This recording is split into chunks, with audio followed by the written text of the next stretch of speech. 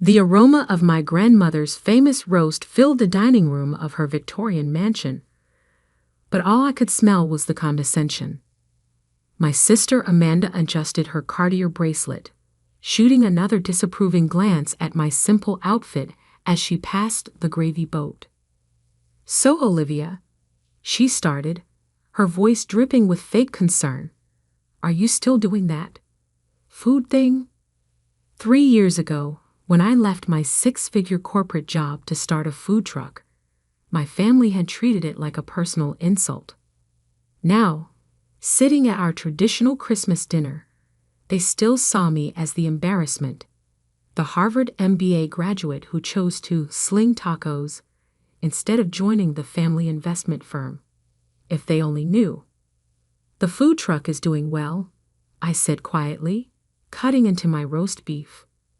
The sterling silver knife had been passed down 4 generations, just like the expectations I'd chosen to ignore. "Well?" Uncle Philip scoffed from the head of the table. "How well can a street vendor do?" "Really, Olivia, your father would be mortified." Dad had passed away 5 years ago, leaving behind a legacy of traditional success, board seats, country club memberships, and rigid expectations for his children.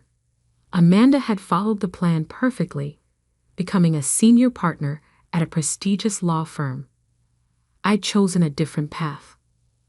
"I make enough to get by," I said, hiding a smile behind my wine glass. The 82 Bordeaux probably cost more than what they thought I made in a month. "Getting by isn't the Anderson way," Amanda declared. "Do you know I just made partner? The youngest in the firm's history." "Congratulations," I murmured, checking my phone discreetly under the table. Another notification from my CFO. The Tokyo acquisition had closed. 5 more restaurants added to the empire they knew nothing about. "You could still come work for me," Uncle Philip offered, not for the first time. "There's always room at Anderson Capital for family, even after your unfortunate career choices."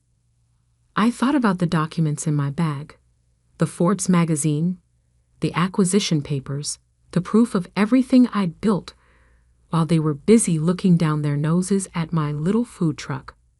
But not yet. Timing was everything, in business and in revenge. "How much can you possibly make with a food truck?" My cousin Bradley chimed in.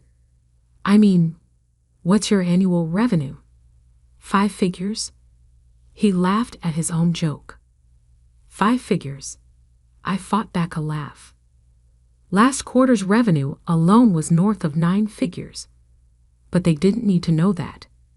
Not until the perfect moment. Speaking of figures, Amanda set down her fork with precise movements. "We should discuss the family trust. Now that I'm partner, I think it's time to reassess the distribution." And there it was. The real reason for the increased disdain this year. Grandma's eyebrows rose slightly. She might be approaching 90, but she missed nothing. "The trust is set up fairly," Grandma said firmly. "Equal shares for all grandchildren.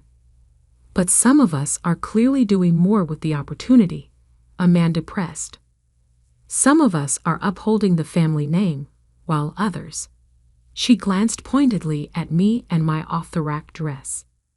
I thought about my latest acquisition, a chain of high-end restaurants across 3 continents. The paperwork had closed this morning, adding another billion to the empire I'd built from a single food truck with a unique fusion menu and a dream. "Amanda," Grandma warned, but my sister was on a roll. "No, this needs to be said. Dad left us a legacy. And what did you do with your portion of the initial inheritance, Olivia? Bought a truck and some cooking equipment? It's embarrassing." That initial inheritance, $250,000 each, had been the catalyst. Amanda had bought a luxury condo. I had invested in my first food truck. East meets West eats, with a menu that combined Asian street food with American classics. The lines had started forming by the second week. "You're right," I said softly. "I did buy a truck." Finally, she admits it. Amanda threw up her hands. A Harvard MBA, serving street food. Do you know what people say? How it reflects on us? I thought about the write-up in last month's Wall Street Journal, carefully hidden from my family. The stealth restaurant queen. They'd called me, detailing how I'd quietly built one of the fastest-growing hospitality groups in the world. And that ridiculous name, Bradley added. East meets West eats. Sounds like a cheap takeout joint. The name that was now trademarked in 47 countries. The brand that had grown from one truck to 300 restaurants. The empire that none of them had noticed building because they were too busy judging its humble beginnings. I saw your truck at the business district last week, Amanda continued. Standing there in the cold, serving food to office workers. Is that really what you want to do with your life? I had been at the truck that day, not because I had to be, but because I still worked it once a month. It kept me grounded, connected to where I started.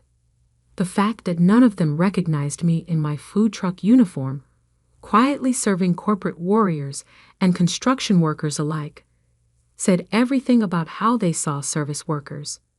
You know, Grandma interrupted, her voice carrying that subtle authority that came from old money. Your grandfather started in manufacturing, actually worked the factory floor. That was different, Uncle Philip protested. Those were different times. Were they? I asked quietly. Or do we just pretend they were to justify looking down on certain kinds of work? Amanda rolled her eyes. Oh, spare us the working class hero speech. You're not some inspirational story, Olivia. You're a cautionary tale. I mean, seriously, a food truck? How embarrassing. The word hung in the air like a challenge. Around the table, I saw the familiar looks. Pity, disappointment, condescension. They'd been the same looks I'd gotten 3 years ago when I'd parked my first truck on the corner of 47th and Madison. Slowly, deliberately, I reached for my bag. You're right, Amanda, I said, pulling out the latest issue of Forbes. It is pretty embarrassing. Finally, she sees reason. Amanda sat back, triumphant. Yeah, I continued, sliding the magazine onto the table. Being called the fastest-growing restaurant chain in North America is pretty embarrassing. Almost as embarrassing as this cover photo. The silence that fell over the table was absolute. On the magazine cover, I stood in my chef's whites, arms crossed, with the headline, The Food Truck Revolution. How Olivia Anderson built a billion-dollar empire one meal at a time. Grandma's fork clattered to her plate. The silence at my grandmother's antique dining table stretched like pulled caramel, sweet, tense, and ready to snap. Amanda's face had gone through several shades of red before settling on a sickly pale. Uncle Philip's hands trembled as he reached for the magazine. This is impossible, he stammered, flipping pages frantically. Billion-dollar empire? 3 billion, actually, I corrected gently. The magazine went to print before the Tokyo acquisition closed this morning. Bradley choked on his wine. Tokyo. I took another bite of roast beef. 43 high-end fusion restaurants across Japan. They approached us after our success in Singapore last year. Us. Amanda's voice was barely a whisper. Who is us? East meets West Restaurant Group. Though we maintain different brand names for different market segments. The food trucks, there are 50 of them now across major cities, still carry the original branding. The fine dining establishments use more elevated names. Le Fusion, Grandma said suddenly. Everyone turned to look at her. She smiled. That new place on Fifth Avenue that's impossible to get into. That's yours, isn't it? I nodded. Along with Golden Bridge in San Francisco, Sky Fusion in Chicago, and about 300 other locations worldwide. Uncle Philip was still staring at the magazine. But how? When? Remember when I said I was getting by with the food truck? I pulled out my phone, opened my portfolio app. The first truck grossed $800,000 in its first year. By year 2, we had 5 trucks and our first small restaurant. The concept proved so popular, we had investors begging to get in on series of funding. Series A. Bradley leaned forward. Like startup funding? We've gone through Series F now, I said casually, though I maintained controlling interest. Never let investors dictate your vision. Amanda found her voice. But you work the truck. I've seen you. Standing there in that uniform. I work every location at least once. It's company policy. Everyone from the CEO down has to regularly experience the front lines. Keeps us connected to our customers and staff. I smiled. Those days you saw me? I was probably making 7 or 8 figures in other deals between serving orders. The trust fund, Amanda said suddenly. Your portion. What did you? Is still untouched. I cut in. Every penny of this was built from that first food truck. Though speaking of the trust, I pulled another document from my bag. Grandma, I'd like to discuss something with you after dinner.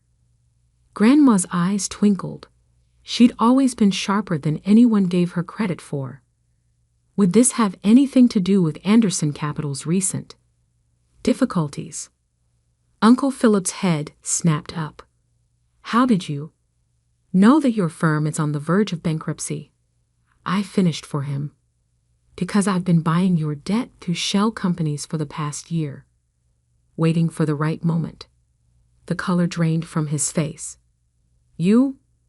What? Remember last March when you loudly told everyone at Easter brunch that my little food experiment would never amount to anything?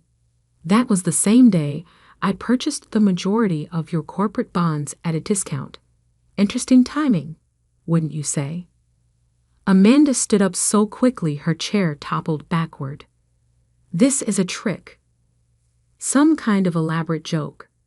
You serve tacos from a truck. Actually, I said, pulling up a photo on my phone. Today's truck special was Kobe beef sliders with wasabi aioli and pickled daikon. We sold out by noon, just like we do every day, at every location. I turned to Grandma. Which reminds me, how would you feel about us opening a location here? The old Anderson factory building is empty, and I think the cemetery would be appropriate. The factory isn't for sale, Uncle Philip snapped. Actually, Grandma said softly, I believe it is. And I think it's a wonderful idea, Olivia. You can't be serious. Amanda's voice rose to a shriek. She abandoned the family business, chose to become a food vendor. No, I corrected, standing slowly. I chose to build my own business, and now I'm offering to help save yours. I turned to Uncle Philip. Anderson Capital needs a capital injection of roughly $300 million to avoid bankruptcy. I'm prepared to offer that in exchange for a controlling interest and a complete reorganization of the management structure. He slumped in his chair. How do you know the exact amount? Because I've had a team analyzing your books for months. Did you really think that new junior analyst, the quiet one you never bothered to speak to, was just another employee? She reports directly to me. Bradley whistled low.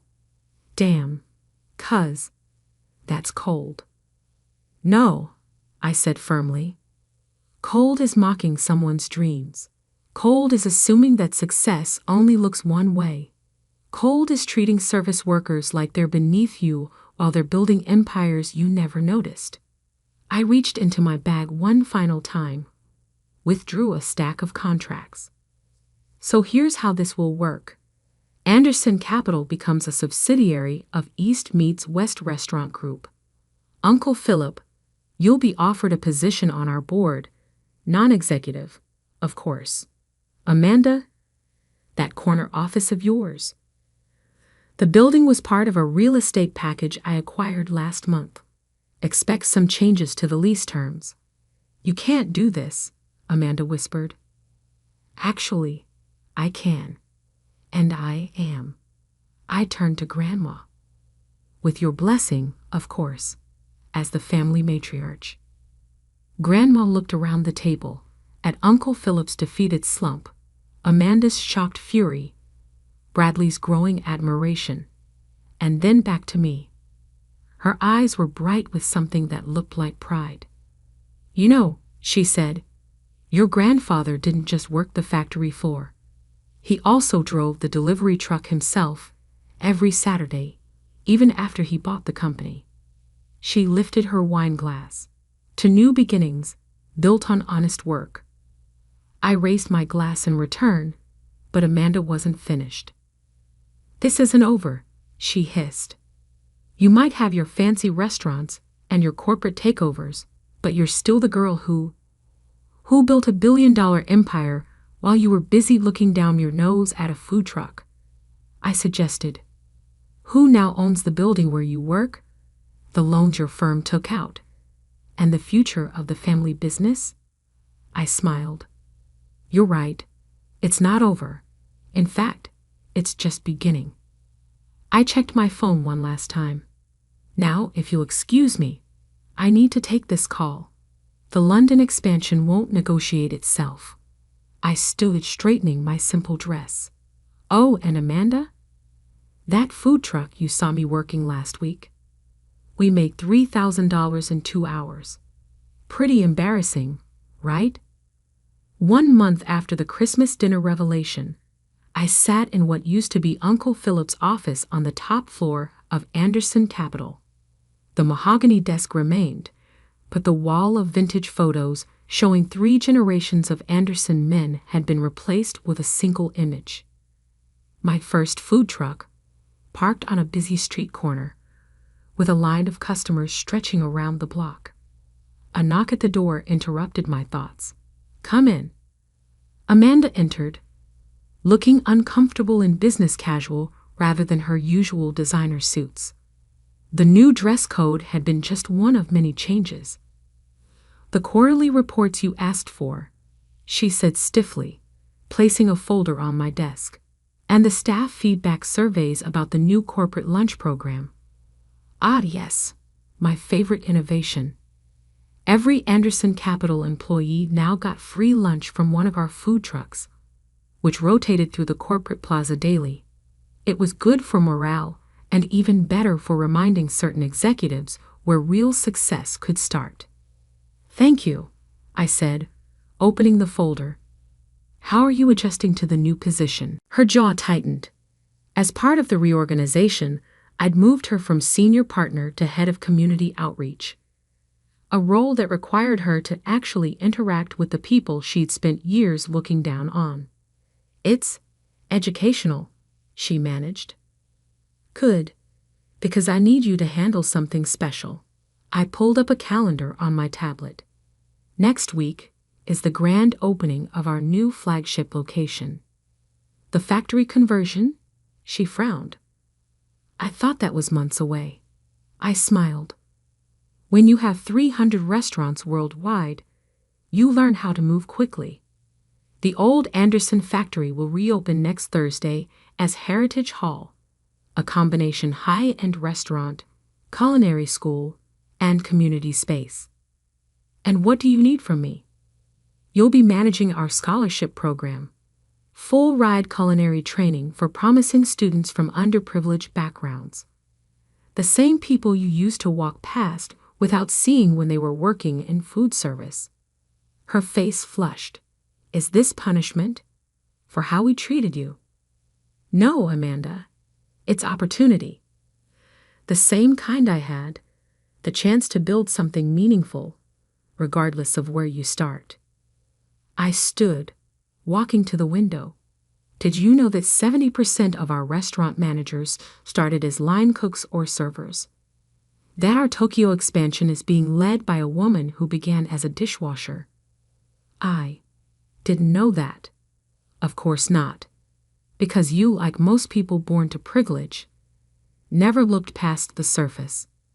Never saw the potential in a food truck, or a service worker, or any success that didn't match your predetermined vision. Bradley's voice came from the doorway. But you saw it all along, didn't you? I turned to find my cousin leaning against the frame, looking surprisingly comfortable in the chef's whites he now wore as part of our management training program.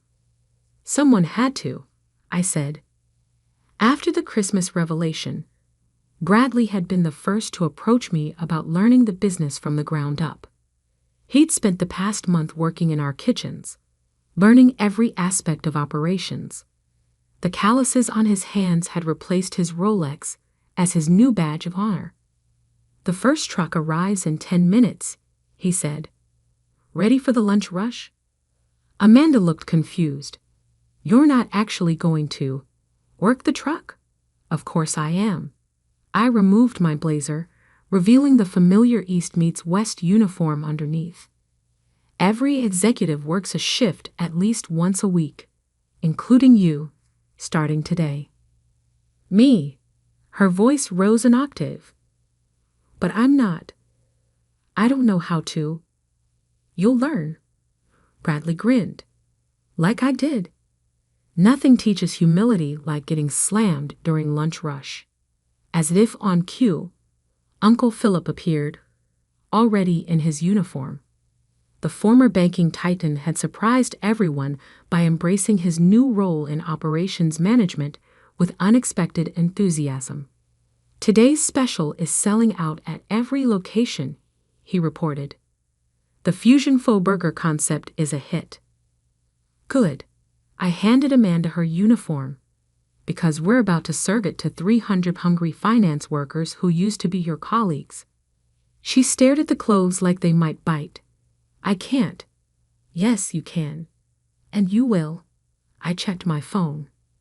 Grandma's coming to observe, by the way. She's considering investing in our next expansion round. That got her attention. Grandma? Working a food truck? Not working, though she offered. She wants to see the magic happen. I smiled. She said it reminds her of when Grandpa used to let her ride along in the delivery truck, back when the Anderson name meant something more than just status. Amanda looked at the uniform again, then at me. Is this really what you want? To have us all serving street food? No, I said quietly. What I want is for you to understand that every job has dignity. Every worker has potential. Every success story has a beginning. I gestured to the photo of my first truck. That wasn't embarrassing. It was foundational. The sound of voices rose from the plaza below, the lunch crowd gathering, drawn by the now familiar sight of our trucks. Time to work, Bradley announced. Coming, sis. Amanda hesitated for one more moment, then took the uniform. I still think you're crazy, she said, but there was less bite in her voice than before. Crazy enough to build an empire from a food truck, I reminded her. Crazy enough to save the family business. Crazy enough to believe that sometimes the best revenge isn't serving it cold, it's serving it with a side of humble pie. As we headed down to the plaza, I thought about that first day with my truck, the doubt and determination that had driven me. The empire had grown beyond my wildest dreams, but the core remained the same. Good food, honest work, and the quiet satisfaction of proving everyone wrong. Hey, Olivia, Amanda called as we reached the plaza. That wasabi aioli sauce. Will you teach me how to make it? I smiled. Maybe there was hope for her yet. First rule of the kitchen, sis. You have to earn your recipes. Now let's show you how to work the grill.